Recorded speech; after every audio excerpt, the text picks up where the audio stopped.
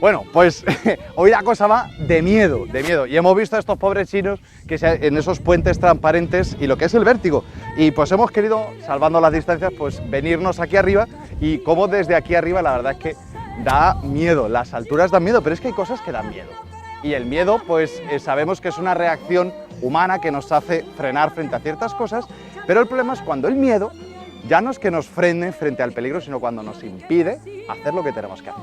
Obviamente, pues no vamos a saltar porque el peligro nos dice, no lo hagas, pero hay veces que el miedo no nos deja hacer lo que quisiéramos hacer. En fin, no me quiero enredar porque empezamos y con juegos de palabras, pero vamos a ver el Evangelio que nos lo va a explicar muchísimo mejor, ¿vale? Vamos a bajarnos un momentito y luego volveremos a subir para despedirnos. Hoy, no os olvidéis, seguimos con nuestro señor obispo en esta entrevista con la que empezamos la semana pasada. Así que nada, vamos a bajar las escaleras y vamos a ver el Evangelio.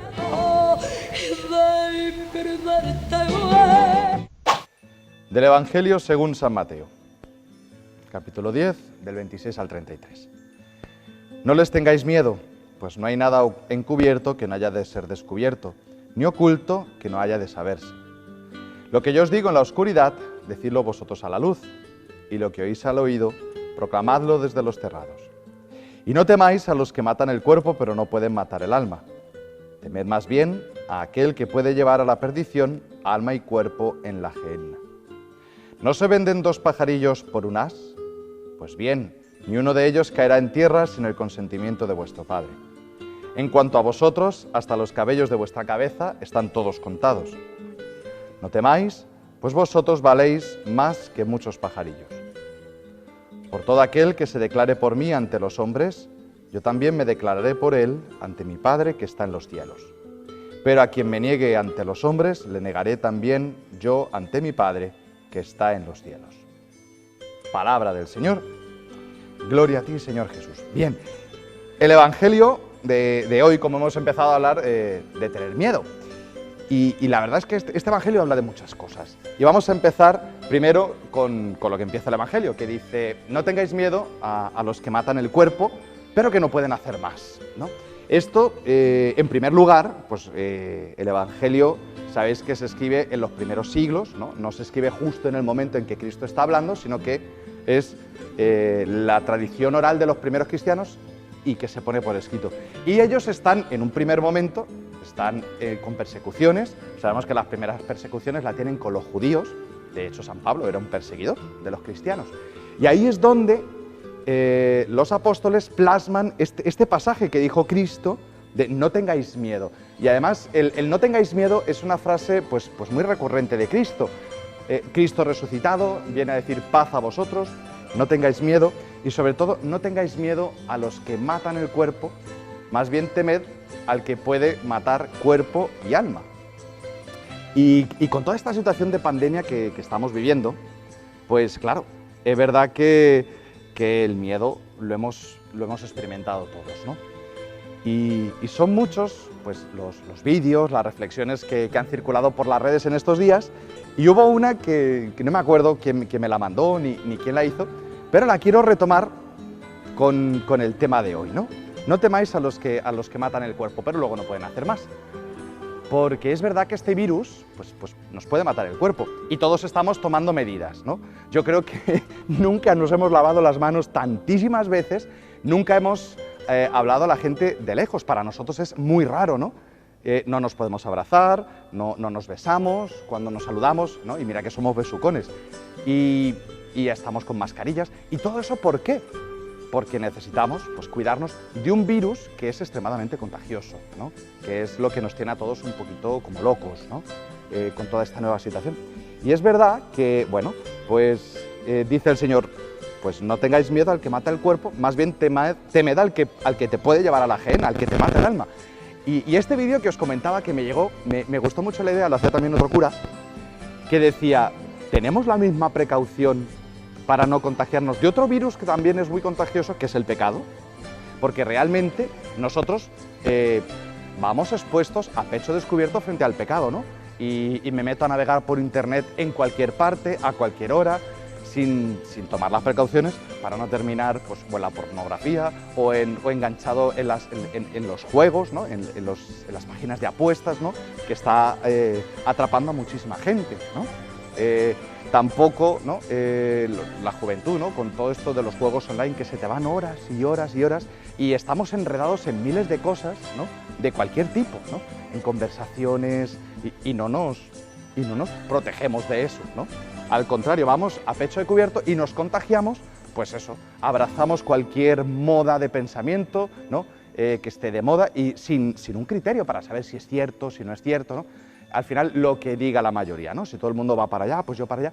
Y en ese sentido estamos súper pendientes de nuestro cuerpo, en el sentido de no contagiarnos, y tenemos que estarlo, ¿no? Por el bien propio y el bien pues, de los que queremos, pero no sé si estamos igual de pendientes de no contagiarnos del pecado, porque al final pues, se nos va metiendo.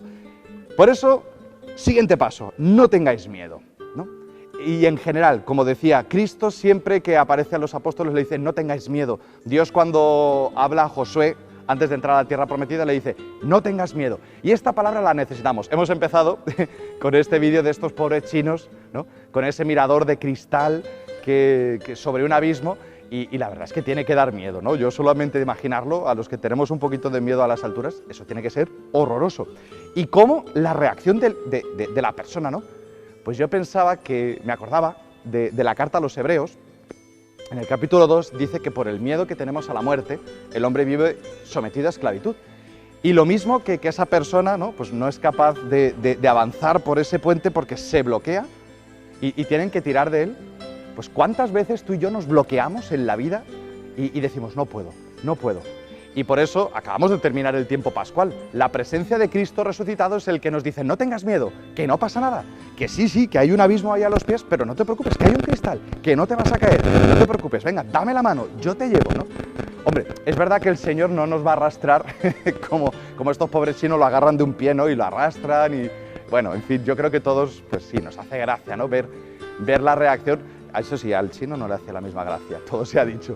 Pero es verdad que es la reacción de defensa, ¿no? El miedo es una defensa del cuerpo, ¿no? Que nos alerta frente a las cosas. Pero ese miedo, a la hora de la vida, de enfrentar situaciones, la certeza de la fe nos ayuda a relativizarlas todas, ¿no? Porque el miedo al futuro, uy, y me va a pasar esto, ¿no? Yo conocí una persona, ¿no? Una monja que decía, todos esos miedos se resuelven con una pregunta. ¿Y qué? ¿Y qué pasa? ¿No? Uy, me voy a poner malo. ¿Y qué pasa? ¿El Señor no está conmigo? Uy, va a pasar no sé qué. ¿Y qué puede pasar? Si el Señor está conmigo, ¿qué miedo? ¿No? Y por eso es necesario la fe que convierte a los cobardes en valientes, ¿no? Y eso lo vemos en los apóstoles después de Pentecostés. Y el último punto que dice, todo el que se declare por mí, pues yo me declararé por él delante del Padre. Que es una invitación que nos hace el Señor. Precisamente uno de los muchos miedos es decir, yo soy creyente, ¿no? Hay en un vídeo por ahí también una chica que decía, en mi instituto, pues todo el mundo dijo en qué creía, ¿no? Y entonces hubo uno que creía en una teoría que decía sobre unos extraterrestres que viven entre nosotros, los reptilianos, no sé si habéis conocido esa teoría, o los más viejos ochenteros, os acordáis de la serie de V, ¿no? Unos alienígenas con forma de reptil que viven entre nosotros, ¿qué tal? Y decía la chica, dice, y todo el mundo pues lo escuchó, lo respetó, nadie se rió. Y dice, y cuando llegó mi turno yo dije que yo pues creía en Cristo, creía en la Biblia, iba a misa y tal así. Dice, y ahí hubo una avalancha tremenda, ¿no? Y es verdad que necesitamos declarar nuestra fe, no con ánimo de imponerla, pero tampoco nos vamos a esconder, ¿no? Y decía esta chica, dice, pues si todo el mundo expone lo que ellos creen, dice, pues a mí esto me ha hecho coger más fuerza, ¿no? Y hablar de Cristo sin miedo. Y muchos de vosotros cuando tenéis a alguien cercano que necesita una palabra de fe, muchas veces nos llamáis a nosotros. Y es verdad que los sacerdotes, pues encantados de escuchar a la gente y dar una palabra de ánimo. Pero yo muchas veces pensaba, y quiero dejaros esta reflexión para terminar, si es tu compañero de oficina, tu compañero de universidad, ¿qué miedo tienes a ser tú el que le hable de Cristo? Declárate por Cristo y díselo tú. No nos dejéis siempre a los curas este trabajo, ¿no? Pues bueno, en definitiva, no tengáis miedo. Hasta los cabellos de vuestra cabeza están contados. Eso a los que ya vamos perdiendo pelo siempre nos hace un poquito de gracia. Pues qué miedo tenemos, ¿no? Pues que el Señor nos conceda su Espíritu Santo, que sea el que internamente nos selle, que Él está con nosotros y así desaparecen los miedos. Que así sea.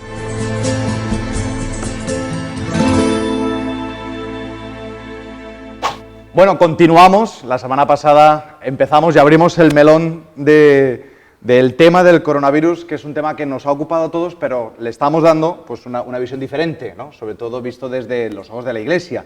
Lo hemos visto a nivel político, a nivel económico, con todas sus consecuencias, pero también, por así decirlo, el coronavirus también ha tocado la vida de la Iglesia. Y nos ha tocado un final de Cuaresma y una Semana Santa y un tiempo pascual y un Pentecostés, pues muy diferente. ¿Cómo lo ve usted todo esto? Sí, totalmente diferente, pero al final la esencia ha permanecido. Ya decía en el programa anterior la cuestión de la Eucaristía. Bueno, pues montones de personas no han podido la Eucaristía. Ha habido sitios y parroquias donde no ha podido haber Eucaristía porque bien los sacerdotes estaban enfermos, eran mayores, tenían muchos riesgos, pero en líneas generales ha habido siempre una ayuda de la Eucaristía, de llevar la comunión a los enfermos. Ajá. Es decir, y la Semana Santa, aunque no hemos vivido con procesiones en la calle, sin embargo, si se ha vivido una Semana Santa como iglesia doméstica, en familia, rezando ante nuestras imágenes, celebrando el Triduo Pascual, en la intimidad con la familia. Recordaba un poco esa iglesia primitiva también, de que la iglesia doméstica era muy importante, y es lo que ha empezado a descubrir también, nos ha hecho descubrir toda esta Semana Santa la importancia de la iglesia doméstica, que es la familia, que es la primera iglesia, y hay que reconstruir esa primera iglesia y hay que alimentar la oración en esa iglesia doméstica, que es fundamental, escuchar la palabra, rezar el rosario, orar con los hijos. Muchas veces parece que el único sitio donde se puede rezar es en la iglesia templo, y esa parte de iglesia muchas familias se habrán encontrado rezando cuando nunca lo han hecho juntos. Exactamente, eso pienso que ha sido también una riqueza para la vida eclesial. Ajá. Una última pregunta para cerrar el tema del coronavirus. Para los que no lo saben, don José es médico, doctor, ¿no?, en medicina, y bueno, luego ha terminado sacerdote y ahora pues obispo, ¿no? Y los sanitarios han sido uno de los grandes protagonistas. Entonces, usted como sanitario, como sacerdote y como obispo, ¿cree que esto también le ha dado un giro a la forma de ver la sociedad, ver a los sanitarios y los sanitarios verse a sí mismos?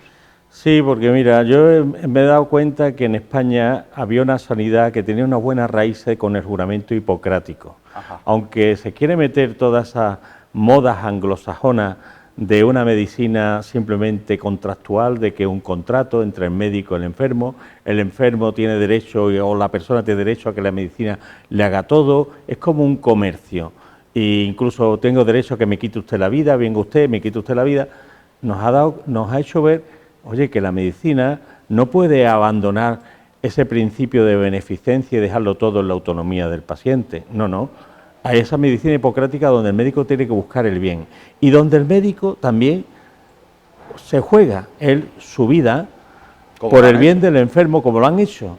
Por eso, gracias a que hay unas buenas raíces hipocráticas en nuestros médicos, en nuestro personal sanitario, hemos descubierto que muchas personas han recibido curación, han estado atendidos, incluso, como decía el otro día, le han cogido una mano para que puedan morir en paz cuando no podían curar, por lo menos aliviar. Y esa es la experiencia. Es curioso que se nos quería introducir una ley donde cada uno puede elegir incluso morirse porque la vida es mía y hago lo que me dé la gana. Pues mire usted, la vida no es suya y no hace usted lo que usted le dé la gana, porque yo he tenido que estar confinado y usted también por el bien común. La vida tiene una dimensión social que no se puede quitar de en medio.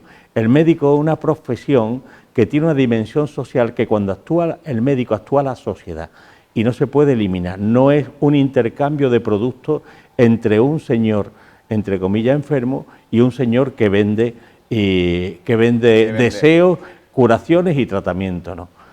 Es algo más profundo. Pues yo pienso que eso ha puesto de manifiesto esta pandemia, estas infecciones.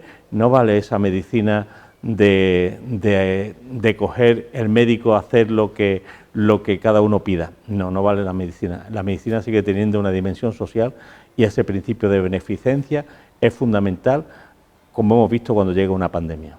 Sí, sí. O sea, los ancianos...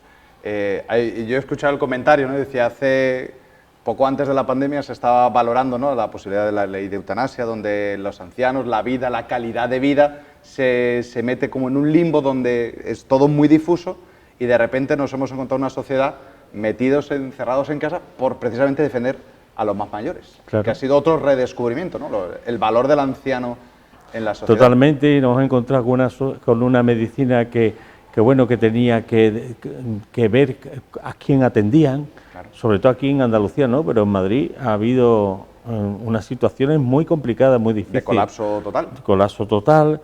Al mismo tiempo hemos visto, aunque ahora hay mucha manipulación con la residencia de ancianos y demás, mire usted, una cosa es una residencia de ancianos, otra cosa es un geriátrico, no os confundáis. La residencia de ancianos no tiene que ser un geriátrico con unos cuidados médicos, una residencia de ancianos. Si entra el coronavirus allí, hay que atender también a los ancianos. Hemos visto que ha habido unas deficiencias a la hora de la medicina atender porque no daban abasto. Al mismo tiempo uno se planteaba, ¿qué hago con este anciano con 39 de fiebre, con una neumonía? ¿Qué hago? ¿Me lo llevo al pasillo de urgencia del hospital allí para dejarlo en el suelo hasta que lo puedan atender dentro de un día? Al mismo tiempo no se podía movilizar al personal, a los ancianos. Había personas que morían y hasta que no mandara la ambulancia el sistema sanitario, pues no podían ser... Es decir, hay mucho... a mí cuando se empieza a manipular políticamente lo de la residencia, lo de los ancianos, oye, tranquilidad, ¿eh? Y sobre todo me molesta mucho que se use políticamente. Eso me parece que de una bajeza y es una inmoralidad. Como cristianos, porque nosotros también vemos las noticias, uno escucha a mucha gente que dice, yo ya he decidido por qué no quiero ver noticias, porque me hierve la sangre. Como católicos, nuestra misión ahora en este tiempo nuevo, frente a toda esta parte, a la situación política, a la situación de crispación social, frente a la crisis económica que se nos viene, ¿a qué estamos llamados? Estamos llamados a buscar la concordia, al diálogo, que no es imponer lo que cada uno quiera, sino diálogo implica buscar la verdad entre todos, no tu verdad ni mi verdad, sino, como decía Antonio Machado, la verdad, ven conmigo a buscarla y vamos a caminar al encuentro de la verdad, vamos a buscarla juntos. No se puede despreciar a nadie por el partido que tenga político, y va a buscar el bien común y vamos entre todos, este seguro que tiene algo que aportar y el otro también, y el bien común. Pero claro, para eso tenemos que estar dispuestos a renunciar a mi yo, y ese es el problema. No quiero dejar terminar esta segunda parte de esta entrevista, que es verdad que no siempre tenemos al obispo y habría miles de cosas de hablar, pero hablando de la importancia de los sanitarios, de los católicos en la sociedad, ahora muchos estarán haciendo el tema de la declaración de la renta, ¿no? y se van a encontrar pues una casilla, ¿no?, una X, ¿no? En este tiempo donde ha citado usted al personal sanitario, pero también ha habido muchísimos capellanes que han estado, como bien decía usted, también cogiéndolos de la mano, estando ahí asistiendo, ¿no? Y es como la presencia de la Iglesia que no se ve. Una Iglesia que no se ve, pero que está en la sociedad y que es en el corazón de la sociedad. Sí. En toda esta campaña de la declaración de la renta... Muchas manos tendidas, muchos teléfonos usados de las parroquias por los voluntarios para llamar a los enfermos, a los ancianos, a los que estaban solos, muchos lugares para tener los alimentos para dárselos a los más necesitados, Cáritas. Muchos voluntarios, Cáritas. Yo siempre digo, mira, la riqueza de la Iglesia no está en la catedral, que no vamos a vender ni podemos vender porque tenemos que tener un sitio donde reunirnos y no tenemos culpa de que nuestros mayores lleven más de 2000 años y esta catedral pues lleve ya 300 años. Bueno, todavía nos cuesta más porque conservar patrimonio nos hubiera gustado más muchas veces una nave moderna que es más fácil repararla si hay gotera, pero no podemos venderla, al revés, nos cuesta más. Pero sin embargo la riqueza de la Iglesia no está en los bienes, que es de todos los católicos, yo siempre decía, ¿qué valor tiene el Nazareno de Rota? ¿Le podemos poner un valor al Nazareno de Rota o a la Virgen del Rosario? Seguro que un anticuario nos da muy poquito dinero, no nos darían mucho, porque no es de un gran autor. Ahora, seguro que más de un roteño le ha escuchado la propuesta y se habrá... No, pero que yo digo, ¿se podría vender? ¿Cuánto nos pueden dar? ¿Vale el Nazareno de Rota 500.000 euros? ¿Vale 1 millón de euros? ¿Cuánto vale? Pues mire usted, no tiene valor, porque el Nazareno de Rota lleva las lágrimas de muchos roteños y roteñas a lo largo de los siglos y a lo largo de los años. Lleva la reconstrucción de muchas familias, lleva muchos niños atendidos, lleva mucha gente trabajando en Caritas, lleva muchos enfermos consolados, lleva muchas cosas que no tienen valor. Y por eso no podemos valorarlos ni venderlos. Pero ahí está la riqueza. Gracias a que está el Nazareno de Rota, van gente a rezar y son capaces de salir de allí y meterse en Cáritas, ayudar a la parroquia, dar catequesis de forma gratuita, visitar a los enfermos. La riqueza de la Iglesia está precisamente ahí. Yo decía, ¿cuál es el presupuesto de la diócesis de Jerez? Pues mire usted, para que lo sepan, aproximadamente unos 6 millones de euros. Eso se lo gasta los ayuntamientos en un mes. Pues 6 millones de euros mantenemos el patrimonio de todas las iglesias de la diócesis. Somos educadores en valores, con los sacerdotes educando en valores y los catequistas educando en valores a los niños, que se les enseña y a los jóvenes a ser solidarios, a entregarse y demás. No solamente conservamos el patrimonio, sino que somos servicio de urgencia de la caridad, porque cuando van los drogadictos o van los vagabundos, van allí, van a las parroquias y llaman a la parroquia, allí son atendidos. Y todo eso gastamos 3 millones de euros para las parroquias, el mantenimiento y demás, y otros 3 millones para Cáritas. La mitad para Cáritas, la otra mitad del presupuesto. ¿Y eso de dónde sale? Pues sale de las donaciones de los fieles y de la crucecita, que no le cuesta ningún trabajo. Dice, mire usted, yo esta parte de mis impuestos quiero que vaya destinada así, porque yo sé que 1 euro en la Iglesia se convierte en 10. Exacto. Porque la riqueza de la Iglesia es las manos de obra, las personas entregadas que dan su tiempo, su sabiduría, su entrega para el bien común. Esa es la riqueza. Así que yo invito a todos a poner la crucecita en la iglesia y la crucecita también para asuntos sociales. Poner las 2 cruces, que es una ayuda para todo. Porque precisamente yo creo que, como bien usted decía, eso es parte del día a día de una diócesis, pero que, como decíamos antes en la anterior entrevista, que en momentos de dificultad, en momentos de pandemia, pues toda esa ayuda y esa presencia de la Iglesia ha estado ahí. Monjas, curas, Cáritas, y ha sido muchísimo.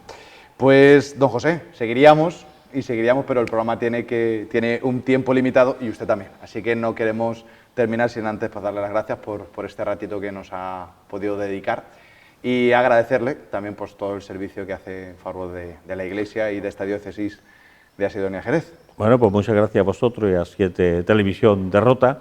Y un saludo de forma especial a los roteños y a seguir rezando a la Virgen del Rosario y al Nazareno, porque tenemos que coger mucha fuerza para poder poner nuestro granito de arena frente a esta pandemia económica que nos viene. Pues estupendo, pues muchísimas gracias. Y hasta aquí lo dejamos y bueno, seguimos con el programa. Adelante. Hoy más que nunca la Iglesia ofrece toda su ayuda. En el nombre del Padre y del Hijo. Sumando X, logramos un mundo mejor. Nos veremos la semana que viene. Seguid teniendo mucho cuidadito, vamos con mucha precaución. Así que nada, hasta la semana que viene. Vaya usted con Dios.